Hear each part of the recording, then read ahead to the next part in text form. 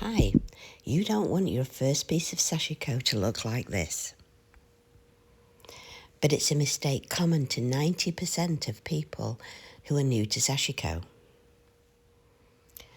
Avoid this biggest mistake. Do you see how that's all puckered around the edges there? It's an easy fix. I'll show you how. The quickest fix to this problem is tension control. And there are two ways to achieve this. First, let me jump in and say you need to be using the right fabric and thread. So this is cotton. Linen is good, or a cotton linen mix. And also you can use denim. These all work well. As a beginner, stick with those and then experiment later. Then thread. I always use Sashiko thread. No exceptions. That discussion's for another time. But I mention it now because my advice that I give here is for sewing with Sashiko thread.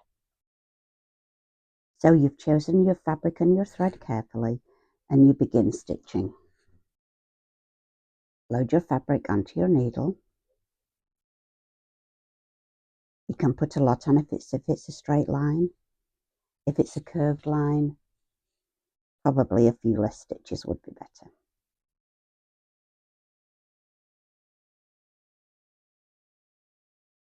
Pull your thread through. And here, right now, and every time you pull the thread through, address the tension like this. Hold the fabric firmly. Stroke between your finger and your thumb 3 times. This is the way I was taught by a Japanese craft teacher that showed me this trick. It's 1, 2, 3. And I use this one most of the time. This is the second method. If you keep watching, I'll show you a couple more useful hints in addition, with the aim of avoiding that irritating puckered finish. So for this second method, stitch the same way. Pull the thread through.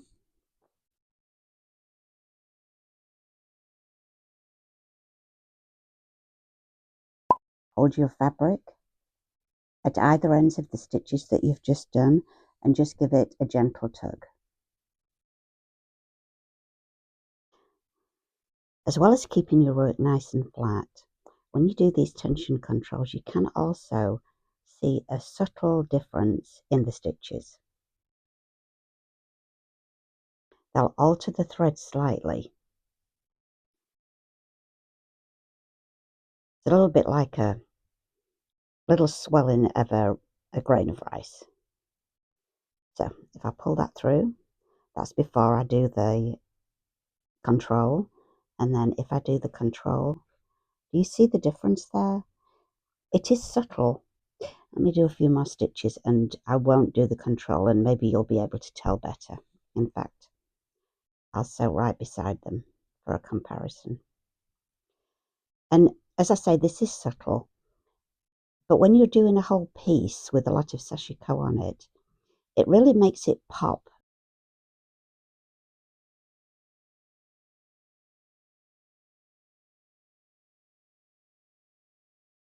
Okay, can you see the difference there? This is before I do the tension and this is after. You see that little extra plumpness? If you also compare it to sewing Sashiko with some embroidery thread, you'll notice even more difference. The embroidery thread looks even flatter than the Sashiko. One thing when you're doing this stitching is you may find that when you either do your thumb control or stretch, that you're actually overstretching. So this happens particularly if you are sewing on a cross grain or some people say a bias fabric. So when I've pulled that, I'm not sure if you can tell on camera very well, but that's really made the stitches too loose. You actually can see like space underneath those. Do you see there? And so a quick fix for that though is if you find that, just pull it tight again and then just pull a little bit more gently to get the result that you want. And that's just something that you'll get used to as you go along. It still happens to me sometimes, but it's really not a problem. Just fix it, do it more gently, and move forward.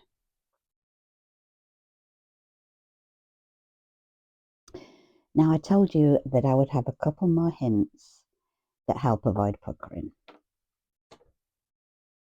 And these things you can do actually take place on the back of your work. And it's when you carry thread to the next point. So if with this green thread, I want to emphasize a couple of points, and so I do a little row of stitching around here. Just do this quickly.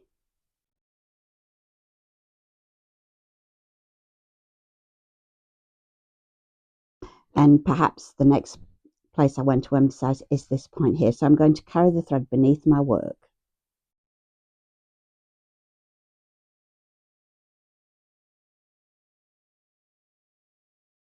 Looks like the cat's been in here laying on my fabric.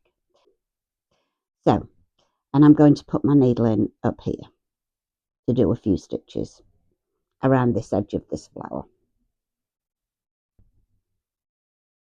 So on the back, this is my carried thread. And see, that's really too tight. I want to loosen that a little bit.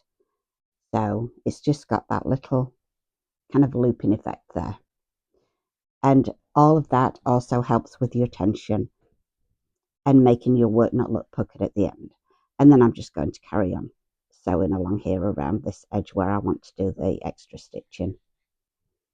If I was carrying it a long way, that little amount is okay, but if I was carrying it perhaps all the way across my work, which is acceptable in Sashiko, then I would do a double stitch at the point that I re-enter. So this stitch here, I would have done a very small stitch and then a normal stitch over it and just carried on sewing. And if you were sewing rows, such as in a hitomezashi pattern, leave a little curve of thread at the end of each row. These are denser patterns, more likely to cause puckering.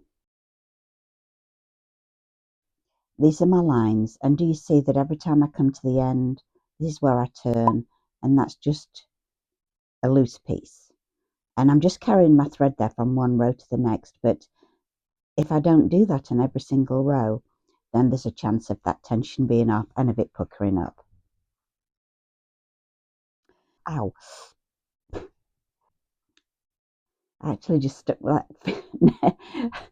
that needle down my fingernail. Let me get myself together here. So this is really a game changer. Simple steps to take as you sew, and they make a huge difference. Go from failure, work that looks like this, to success. Sashiko you're happy with. So if you know any other beginner Sashiko people who might want to learn this technique, pass the message on, share this video. Let's grow Sashiko.